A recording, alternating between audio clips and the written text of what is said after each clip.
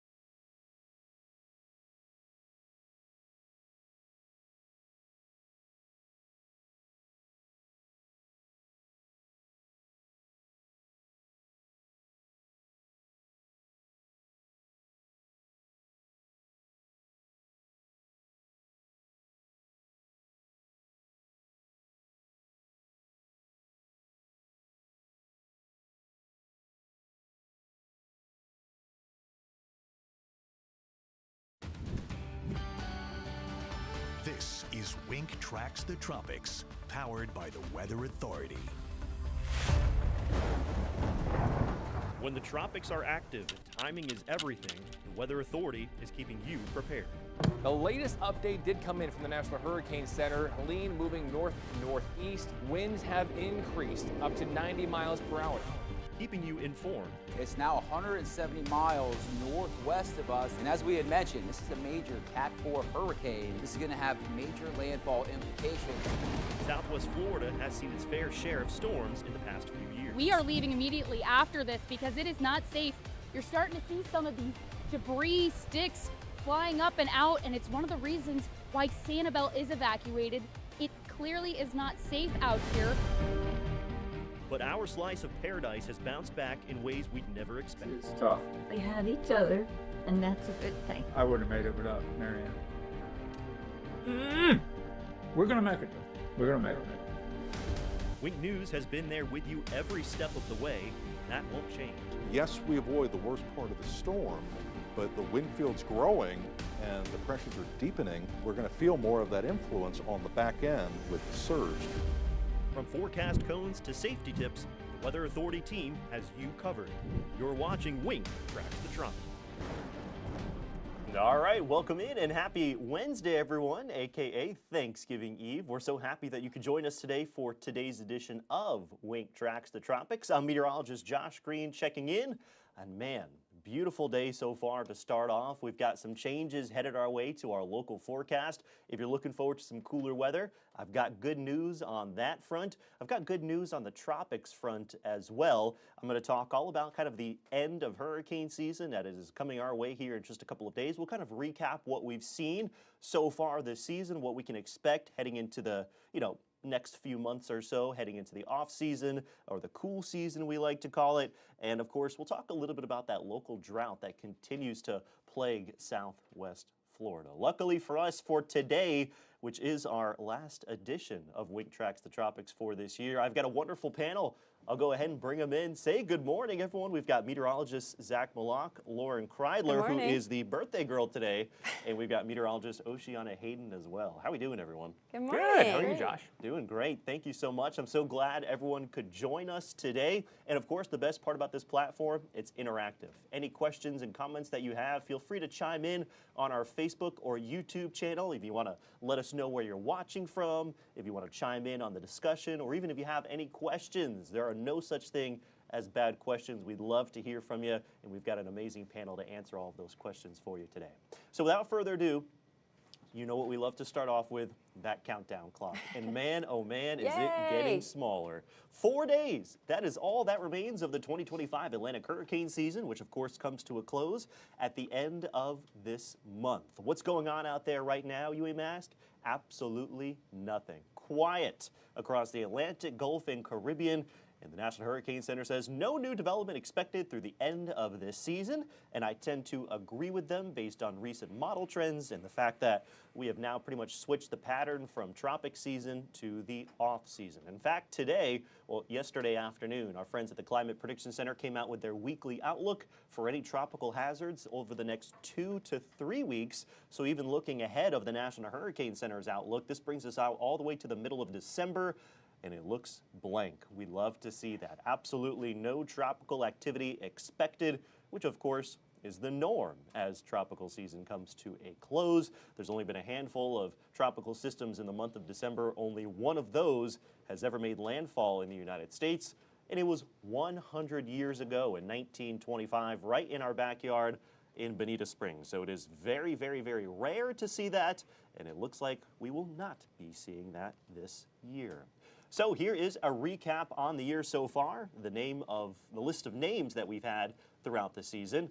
Starting off from Andrea there, that was the A name, down through Barry, Chantal. I'll kind of show you where all of these went as well. And of course, towards the tail end of the season, we had the most impactful storm, the major Category 5 Hurricane Melissa. I'll show you the track on that one as well. So this is a really good graphic that we've compiled for you. It shows you the track of every storm that we've had so far this season. 13 of them, 5 of which have become hurricanes. 4 of those hurricanes went on to become major hurricanes, and 4 of those major hurricanes went on to become Category 5 hurricanes. And again, getting a Category 5 hurricane is rare. This is only the second time on record that we've had 3 of them. So definitely a staggering fact right there. Now, I just want you to kind of look around at some of the end of tracks at all of these storms. Notice a vast majority of them developed in the Atlantic and recurved off towards the north and back towards the east before getting anywhere close to the United States. That one line that you see heading into the Carolinas, I believe that was Chantal earlier this season as a tropical storm. There was also that one near Mexico that was also an early season storm as well. And then, of course, the one that we spent most of the time talking about later on last month, that was Hurricane Melissa, which tied the record as the strongest hurricane to make landfall in the Atlantic Basin there in western Jamaica as a powerful Category 5 storm. So how do these numbers stack up against what we typically see in a normal hurricane season? Well, the average is about 14 named storms. We got 13 of them this year. The forecast from NOAA called for 13 to 19, so definitely on the low end of the spectrum there. Hurricanes typically see around 7. The forecast called for 6 to 10. We saw 5, less than average. Major hurricanes, we typically see 3 to 5. We typically see 3. The forecast called for 3 to 5, and this year we saw 4. So again, I think the most staggering fact this year was although we saw a below average amount of hurricanes, the number of major hurricanes was actually slightly above the average. So while we didn't get a whole lot of development out there, when we did get those hurricanes that developed, they were able to take full advantage of their environments and rapidly strengthen. Now, one more thing about the tropics before I bring back in my panel that I do want to discuss, and maybe we can kind of take these step by step. We can bring in the panel right now. You know, there's a few reasons that we believe that the season was relatively quiet, especially for the United States. One of which, because the Bermuda High was weaker and positioned further east. Do you guys want to chime in on that and kind of how it played into those final forecast tracks that we were just looking at earlier? Yeah, I think the graphic kind of explains what we're talking about. When we talk about that Bermuda High, we talk about that strong area of high pressure that's always centered across parts of the Atlantic. And I say parts because it does shift from season to season, time of the season as well. And this year, that Bermuda High played a key role in aiding in those storms, those shower areas at first to start moving off towards the northwest. But then it allowed that curve to turn to the north and the northeast and primarily be away from the United States, all due to that positioning of that area of high pressure. And because it was farther east, it allows more cold fronts to move across the eastern half of the country as well, kind of feeding into the rest of the movement of the winds across the entire northern hemisphere and even northern part of the United States. So I think that's the main indicator that allowed a lot of these systems to stay in the Atlantic and away from our country. So that's one big reason right there. Lauren, I'll let you take the next one. Can you talk a little bit about that Fujiwara effect, what it was, and also how it impacted a couple storms this year, including Imelda? Absolutely. So when we see those storms kind of dance around each other, they actually get so close together that they begin to have this effect on each other. And that really helped us this year. Not even just us personally, but Imelda was able to stay away from the, I just spilled my coffee, It's a birthday, we can forgive you. was able to stay away from the United States entirely because we saw that influence with the Fujiwara effect pulling Imelda away into the Atlantic and just kind of following the path of those other storms. That's why when you look at that graphic, that one you showed that has the tracks of every single storm that we've seen this hurricane season, you can see how those storms have really just been able to curve away. So that really helped us here, you know, because if it wasn't for that, we could have seen impacts from Imelda, whether it's us here, whether it's the Carolinas, where that was headed. I mean, we really lucked out with that Fujiwara effect. You know, I was actually going to try to highlight which one Imelda was on this map because, you know, it's really easy to see how it made such a drastic turn. It's the line that you see going through the Bahamas. So look at the state of Florida. Just go to the east. You see the chain of islands there. You see that kind of green line that's heading pretty much due north, and all of a sudden it takes a hard right turn. That's Imelda right there. And that's because it got pulled away from Umberto, I believe. That was the one that pulled it away. And it actually ended up tracking right over Bermuda. Bermuda's so small, that island nation there, it's actually under the orange portion of that when it became a Cat 2 hurricane. So they took on direct impacts as well this season, in addition to Melissa, that also made impacts as a hurricane down in the Caribbean. All right. I will bring us to the third reason, and I'll let Oceana take that one away. We talked about the Bermuda High, we talked about the Fujiwara effect, and now how about this? What does, you know, something being stable have to do with hurricanes developing? Do we want things to be stable or unstable when it comes to conditions being more favorable for development? Yeah, well, so basically a stable atmosphere is one that a hurricane would not thrive in. And we saw that with a high pressure system, we see more stability. So having that Bermuda High really expand to the east, where a lot of these storms were also beginning right near where the African monsoons are in that area, coastal Africa. The more stability over there, that's gonna really, it's not the breeding ground for storms. We really need some instability in the atmosphere. So the fact that it was warmer than normal at that altitude there, 30,000 feet to 40,000 feet, that is very high up, and that does lead to more atmospheric stability. So it is pretty interesting to think about how much these pressure systems do. Not only did we say that Bermuda High was going to be positioned farther east, so that helps steer them, but the reason behind that is because it's such a big area of stability. These storms are going to want to wander kind of right around the perimeter of it, as close as they can get, but still as far away from the United States, which was nice. Yeah, absolutely. So many different factors going into these tropical systems, more than just the temperature of the water and the wind shear out there. And the wind shear, another reason why. There was a little bit more of that, especially in the eastern Atlantic when those tropical waves were making their way off the coast of Africa, so not quite as many of them were able to eventually develop into organized tropical systems. And last but not least, you know, Zach, if you want to touch on this one as well, this is definitely a more interesting and complex one, the Madden-Julian oscillation period. I was a little suppressed sometimes when it came across this year. Drier, fewer storms. Do you want to just kind of tack on that? Yeah, so the MJO is basically something we watch develop, believe it or not, in the Pacific. Usually it enhances and originates coming from the Western Pacific. It's a phase that moves across the entire Northern Hemisphere, and basically it's an area of upward motion that moves kind of slowly from west to east across the Northern Hemisphere of the world. And as it moves in, it usually leads to enhanced areas of lift, which means enhanced tropical systems. It could be basically that supporting indicator for development, almost kind of like that key to start an engine. You just need a little bit of energy to spin up to cause some of these tropical waves to develop into tropical storms or even tropical depressions, tropical systems nonetheless. And usually that MJO phase, if it's a little bit wetter and a little bit more positive in phase, it allows it to allow more strengthening, more development, and more organization of those showers and storms, something we did not see so far this past year. I was watching it closely, I think from July into August, and I recall it was being an indicator of some development. but it really did not lead to the development that it traditionally does lead to, and that's because it was drier in its form as it moved across the United States and into the Atlantic from the Pacific. Yeah, absolutely. A big gap this year, specifically, in the Caribbean and Gulf. To think about it, this is the first time in 10 years that we didn't have a landfalling hurricane in the United States or a hurricane in the Gulf at all.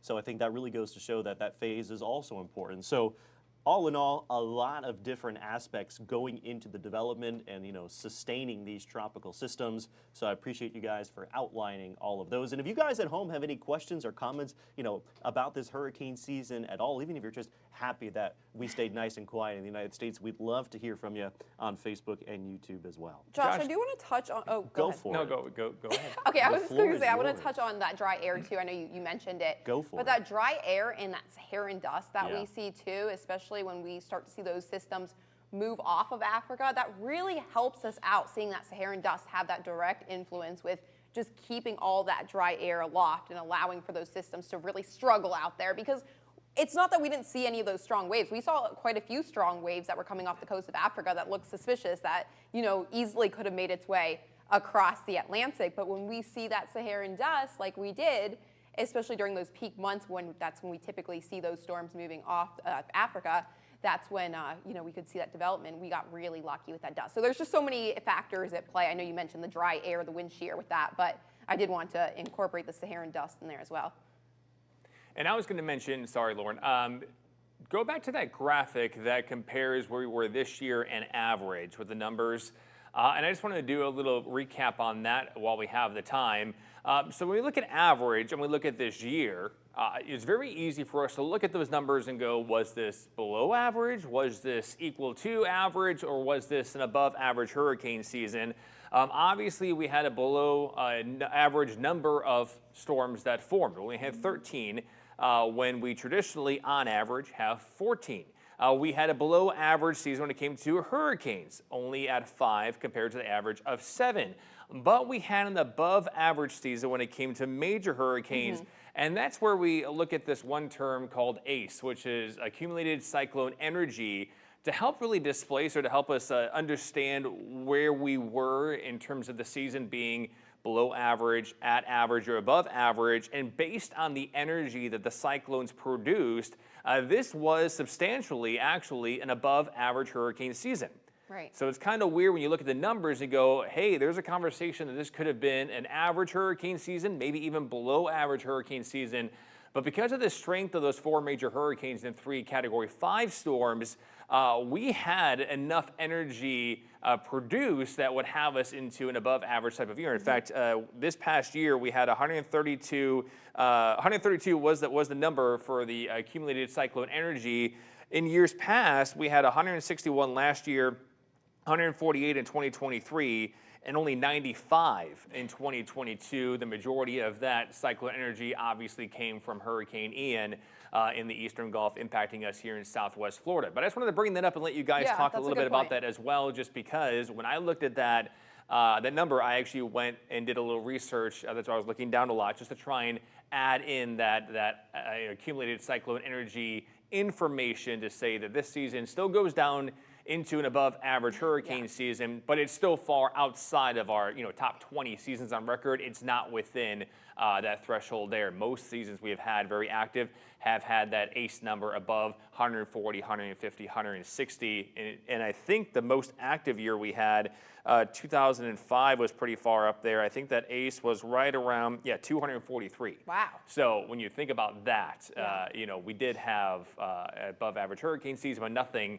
like we had in years past. Yeah, and you guys go weigh in too, just because there's a lot going on there, and you can help explain too for some people who are listening as well. I mean, we definitely use that when we're factoring in seeing how busy a hurricane season, how active one is. So that's a good point to bring that up, the ACE score. Yeah, it is. It's pretty wild to think about how many of these hurricanes rapidly intensified during the season. I mean, I think we saw 3 of the 4 rapidly intensify into major hurricanes, which is a lot. And I think that we are second only to 2005 in the most Category 5s in one season. So it's definitely a good thing to reiterate. I've said it a few times past on Tracks the Tropics that just because it was awfully quiet for, or gratefully quiet for us here in Florida and the United States. This was still like a near historic season, and historic in terms of just Melissa herself. Yeah. But there's a lot to take from this season, even though we got very lucky here. Yeah, all about perspective, isn't it, right? Yes. Imagine if, some of those Cat 5s, got close to land or Yeah. made landfall. We would look back on the season and talk about it a lot differently. Yes. So again, the overall path of these storms, I think, weighs just as much, if not more, than the amount of storms that we actually see. Oh, absolutely. Cool. Well, any more thoughts on the tropics at all? Going once, going twice? Good riddance. I can't believe we're done, basically. Sold. Yeah. We're done. How about that Wink Weather Watcher Spotlight then? We've got a beautiful picture to show I you love this that morning. picture. Some of you guys may have Yes. already seen it on air or online today. Look at this. The sunrise overlooking the skies of Boca Grande, I love courtesy of one of our this. amazing weather watchers, Julianne there. Look at that. The birds, the trio there, enjoying the calm waters, the glassy waters, and then a nice little sunrise out there. And you know what I love about this one too is Go for it. Julianne said that her son actually took the picture, so she uploaded it on behalf of her son. And I mean, her son did a fantastic job just getting those birds in there. But I love when our weather watchers, their offspring are also weather watchers No, as well. I love that. Yeah, I love any picture with birds in it. So this was like top of my list. I so love it.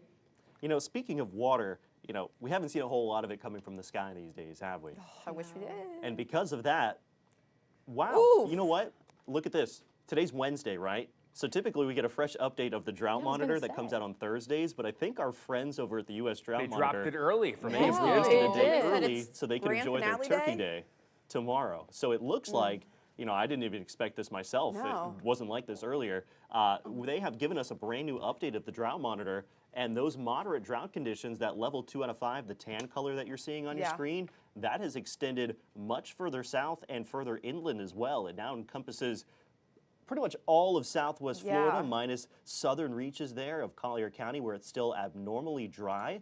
What are your guys' thoughts initially on just seeing this right now? I mean, we've been mentioning for weeks that this would only get worse. Yeah. You add an extra weekend with not getting any rain whatsoever. We've seen that progression of this getting worse and worse and worse the last 3-4 weeks in a row. And again, we didn't know if they would drop it today or possibly drop it on Friday. I know, our work calendar has a Friday as a holiday for us here at Wink, but traditionally speaking, that may not be the case in point for some governmental agencies. I know there's half days for banks as well as stock market on Friday, so always keep that in mind. But it's nice to see that early drop that this will continue to get worse. I mean, we have Yeah. no significant rainfall even over the next week, and this will continue to get worse before it gets any better. I know our environmental reporter, Bridget Bruszkowski, she interviewed me on Sunday, one of the days this past weekend, about the drought index, and we were talking about how it is going to get worse, but she's been interviewing people in the community, just talking about how this is going to impact them. Between those water restrictions, and I'm definitely going to text her to update her that it did in fact get worse. Now all of our area, we can maybe, I know our assistant news director Pete's up there, we'll have a digital article on this very soon. Yeah, the hard part, I was talking with Josh as well as Corey on TV Monday morning, the follow-up on Bridget's story was that, a lot of the water restrictions going on in the aquifer in Cape Coral, there's such a bigger story in terms of the usage going into it, and the home was built recently just because we had our record wettest year only a year ago in 2024. We had almost 80 inches of rain last year alone. You think that would actually help the aquifer kind of get filled back to a certain level, but yet this past April, only 3, 4, 5 months coming after the record wettest year, we actually had our lowest water table level ever in that aquifer in Cape Coral. So there's a big discussion where it's not just drought induced, it's usage induced. It's a conversation. That's why they're trying to add so many people onto the city water as fast as they can. But we have stories saying, look how expensive it's getting to try and add them in. So, this is a big story, not only for the aquifer that's in Cape Coral. We have another big aquifer that helps supply a lot of our viewers in Lehigh Acres. Those are the two big ones that we utilize across all of Southwest Florida. But beyond that, I haven't seen much of a drop off in terms of the levels in the Lehigh Acres aquifer as opposed to the one in the Cape. So there's a lot going into that and a lot of usage going into it as well, where obviously we're using more than it's refilling. Yes, drought is an issue, but we even used more than what was being added to it after seeing our record record wettest year last year. So kind of just a point I wanted to bring up there, just because there's so much that goes into that water crisis that's going to continue to develop across Southwest Florida. And just for a reminder for our friends at home too, dry season goes until May 15th. So, I mean, we are just in the beginning stages of dry season. Of course, you know, sometimes with those cold fronts, we get some strong rain ahead of the frontal system. So there are opportunities for rain, but we are in the thick of dry season, and we will be until mid-May. Yeah, that was a really great point by Zach, because this has so many more implications than just fire potential. You know, our canals and lakes are going to get low. That does impact wildlife. Like, there's so many things that are impacted by this drought condition. So, I mean, I was kind of in shock. I hadn't seen this yet until just now. I didn't realize that it came out this morning, like many of us. And I mean, I can't say that I'm in shock completely, because we expected it to get worse. But I mean, wow, it really, really expanded. I'm really curious to see how many inches of rain we do get over the next day or so. I know it's not going to be enough to put a dent in this, but we'll take anything we can get. I wonder when we pop into severe, honestly. I mean, I wonder if we end 2025. I wouldn't be surprised. You know, with parts of, and I mean, the northern part of the state, as Josh zooms out slowly there, we're talking about issues. The northern part of the state is extremely in a totally different scenario from Apalachicola. Yes, you have exceptional drought there. Obviously, this graphic isn't built to zoom out completely, but yeah, you could definitely see, you know, what's going on across not only North Florida, but also Georgia and Mississippi. So, you know, this is going to be a statewide issue. It's going to be an issue. The fire season across North Florida, Josh, you would know this, is historically a massive issue, just because it's so much more underdeveloped than parts of Southwest Florida. We're still underdeveloped in spots, but it's going to be a statewide issue as we head towards January, February, March, and I think resources will be allocated across the state to either combat fires, but also try and alleviate the drought the best we can. Yeah, there's a lot of forest. My last takeaway from this graphic, you know what's interesting? And I think we know the answer to this question. Look at the drought, how it's set up on the west coast of Florida I knew you were going to, versus the east coast. And I do believe, and you guys can chime on this as well, a big reason why is kind of due to that upper level wind pattern that we saw a lot through this rainy season that really favored better rain chances on the east coast rather than the west coast. What do we think? I agree 100%. I mean, those 100%. coastal storms, I mean, it really, look, West Palm Beach there, you can see stretching all the way down Palm Beach County, those coastal areas not seeing impacts. And I mean, some areas of Palm Beach County, they're under a drought, but even still level 1, which is a lot better than what we're dealing with, level 2 here. So. Yeah, we had that westerly wind, you know, 20,000 feet above our heads. I would say like 70 to 75% of the entire rainy season, which is more conducive to storms on the East Coast than it is on the West Coast. And I felt like we had that. I mean, how many times on the morning news was I like, hey, it storms today along or east of I-75? And there are communities, Bonita Springs, through Alva, through Babcock Ranch, that do have a surplus of water from the rainy season, but still not enough to alleviate this developing drought across the region, as opposed to areas west of I-75. Oh my gosh, Charlotte County, Lee County, Collier County, especially Lee County and Charlotte County, west of I-75. I mean, we had a very dry, rainy season. All right, my friends, last but not least, as we wrap things up today, of course, tomorrow's the big day. It's Turkey Day, right? So what a better way, you know, to greet your family and friends at the dinner table than with some amazing weather fun facts. Of course. It's time for Turkey Tidbits. Take it away, Oceana. Yeah, I can't believe it's tomorrow. Well, if you want any fun facts, if you like weather, you must. If you're tuning into this as much as we do, here are some fun things you can bring up. One about raindrop shapes. So cartoons often imitate these as teardrop shapes, or pretty much anyone thinks it's a teardrop shape, but they're not. They're actually more of like a hamburger shape. They're kind of cylindrical, but they look kind of more teardroppy if you were to take a video of it, just because of the gravity that they're falling at. Another one is, double rainbow. Nikki's covered this before, but I wanted to bring this up again. So if you see double rainbows, they're actually not technically two rainbows. The second one's just flipped because it's a reflection of the other. So if you look closely at a double rainbow, you'll notice that they're actually a reflection of each other, and they're not red. The red is going to be on the other side, whereas it would be on the original rainbow. So it's kind of cool to think about, and if you ever see a triple rainbow, that's actually going to look like a regular rainbow, because it's a flip of the flip, if you get what I'm saying.